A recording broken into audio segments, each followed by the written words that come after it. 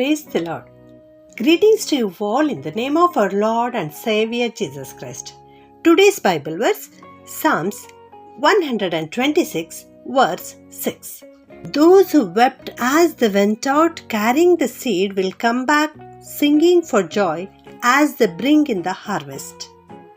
ಕೀರ್ತನೆಗಳು 126 6ನೇ ವಚನ.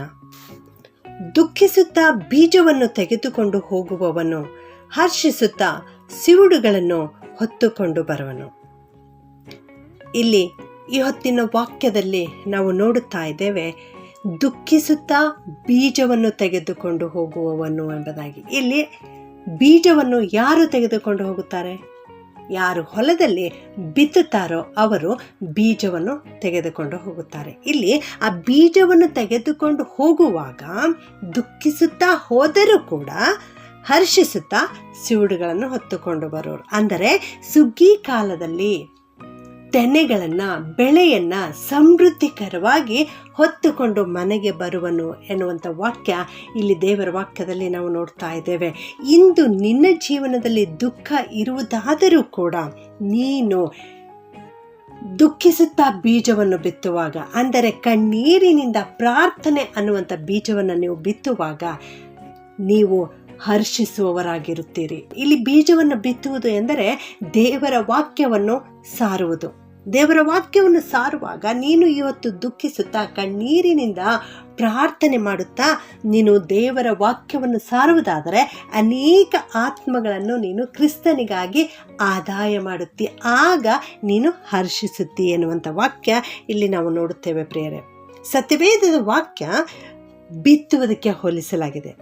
ಇಲ್ಲಿ ಯಾರು ಕರ್ತನ ವಾಕ್ಯಗಳನ್ನು ಪ್ರಸಂಗ ಮಾಡ್ತಾ ಇದ್ದಾರೋ, ಕರ್ತನ ವಾಕ್ಯಗಳನ್ನು ಬೋಧಿಸ್ತಾ ಇದ್ದಾರೋ ಅವನೇ ಇಲ್ಲಿ ಬಿತ್ತುವವನು. ಅವನು ಒಂದು ವಿಧವಾಗಿ ಬಿತ್ತಿದರೂ ಕೂಡ ಆ ಬಿತ್ತಿರ್ತಕ್ಕಂಥ ಬೀಜ ಹಲವು ಬಗೆಯ ನೆಲೆಗಳಲ್ಲಿ ಬೀಳುತ್ತದೆ.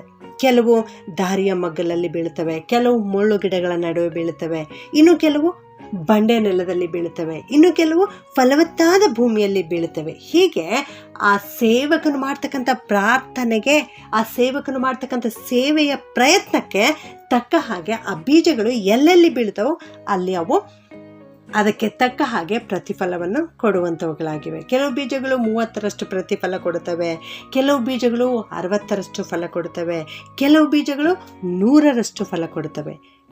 ಆದರೆ ಇನ್ನೂ ಅಧಿಕವಾಗಿ ನೀನು ಫಲವನ್ನು ಅನುಭವಿಸಬೇಕು, ನೀನು ಇನ್ನೂ ಅಧಿಕವಾಗಿ ಆತ್ಮಗಳನ್ನು ಆದಾಯ ಮಾಡಬೇಕು, ಇನ್ನು ಅಧಿಕ ಜನರನ್ನು ಕ್ರಿಸ್ತನ ಕಡೆಗೆ ತಿರುಗಿಸಬೇಕು, ದೇವರ ವಾಕ್ಯವನ್ನು ನೀನು ಬೋಧನೆ ಮಾಡಬೇಕು ಅನ್ನುವುದಾದರೆ ನೀನು ಈ ಹೊತ್ತು ಅಳುತ್ತಾ ಬೀಜವನ್ನು ಬಿತ್ತು, ದುಃಖಿಸುತ್ತಾ ಬೀಜವನ್ನು ಬಿತ್ತು, ಅಂದರೆ ಕಣ್ಣೀರಿನಿಂದ ಪ್ರಾರ್ಥನೆ ಮಾಡಿ ನೀನು ದೇವರ ವಾಕ್ಯವನ್ನು ಸಾರು, ನೀನು ದೇವರ ಕೆಲಸಕ್ಕೆ ಕೈ ಹಾಕು, ಆಗ ನಿನ್ನ ಪ್ರತಿಫಲ 100ಕ್ಕೆ 100ರಷ್ಟು ನಿನಗೆ ದೊರೆಯುವಂಥದ್ದಾಗಿದೆ ಪ್ರಿಯರೇ.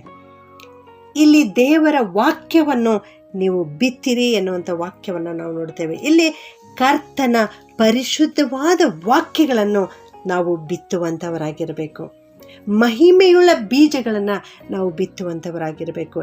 ಈ ಪ್ರಾಪಂಚಿಕವಾದ ರೈತನು ಬೀಜಗಳನ್ನು ಬಿತ್ತಬೇಕಾದರೆ ಆ ಬೀಜಗಳು ಹುಳ ಬಿದ್ದು ಕ್ರಿಮಿಕೀಟಗಳಿಂದ ಅಥವಾ ಬೆಂಕಿಯಿಂದ ನಾಶವಾಗಿ ಹೋಗುತ್ತವೆ. ಆದರೆ ದೇವರ ವಾಕ್ಯವೆಂಬ ಬೀಜ ಅದು ಯಾವತ್ತಿಗೂ ಕೂಡ ಅಳಿದು ಹೋಗದು, ಯಾವತ್ತಿಗೂ ಕೂಡ ನಾಶವಾಗದು, ಯಾವತ್ತಿಗೂ ಕೂಡ ಅದಕ್ಕೆ ಕ್ರಿಮಿಕೀಟಗಳು ಹತ್ತುವುದಿಲ್ಲ. ದೇವರ ವಾಕ್ಯ ಶಾಶ್ವತವಾಗಿ ಇರುವಂಥದ್ದಾಗಿದೆ, ದೇವರ ಮಾತು ಸದಾಕಾಲ ಇರುವಂಥದ್ದಾಗಿದೆ.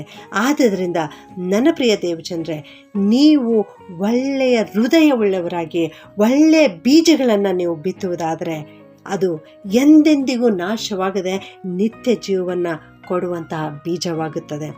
ನೀವು ದುಃಖಿಸುತ್ತಾ ಬೀಜವನ್ನು ತೆಗೆದುಕೊಂಡು ಹೋದಾಗ್ಯೂ ಕೂಡ ಹರ್ಷಿಸುತ್ತಾ ಸಿವುಡುಗಳನ್ನು ಹೊತ್ತುಕೊಂಡು ಮನೆಗೆ ಬರುತ್ತೀರಿ. ಪ್ರಾರ್ಥನೆ ಮಾಡಿಕೊಳ್ಳೋಣ.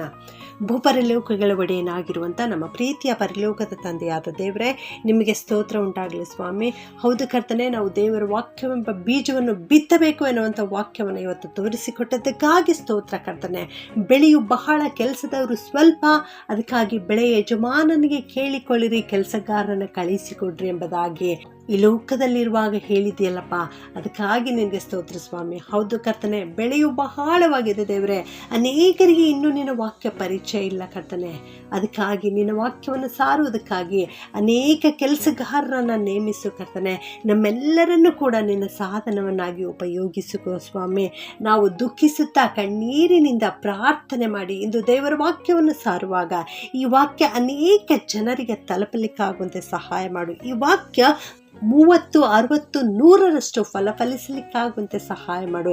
ಅನೇಕ ಆತ್ಮಗಳನ್ನು ಆದಾಯ ಮಾಡಲಿಕ್ಕೆ ಸಹಾಯ ಮಾಡು ಕರ್ತನೆ. ಈ ವಾಕ್ಯ ಕೇಳಿಸಿಕೊಳ್ಳುತ್ತಿರುವ ಪ್ರತಿಯೊಬ್ಬೊಬ್ಬರನ್ನು ಆಶೀರ್ವಾದ ಮಾಡು ಸ್ವಾಮಿ. ಅವರ ಜೀವಿತದಲ್ಲಿ ಈ ವಾಕ್ಯವು 100, 60, 30ರಷ್ಟು ಫಲಿಸಲಿಕ್ಕಾಗುವಂತೆ ಸಹಾಯ ಮಾಡು ಕರ್ತನೆ. ಸಂಪೂರ್ಣವಾಗಿ ಅವರು ತಮ್ಮ ಹೃದಯವನ್ನು ನಿನಗೇ ಸಮರ್ಪಿಸಲಿಕ್ಕಾಗುವಂತೆ ಕೃಪೆ ಮಾಡಬೇಕಾಗಿ ಯೇಸುವಿನ ನಾಮದಲ್ಲಿ ಪ್ರಾರ್ಥಿಸಿ ಬೇಡುತ್ತೇನೆ ತಂದೆಯೇ.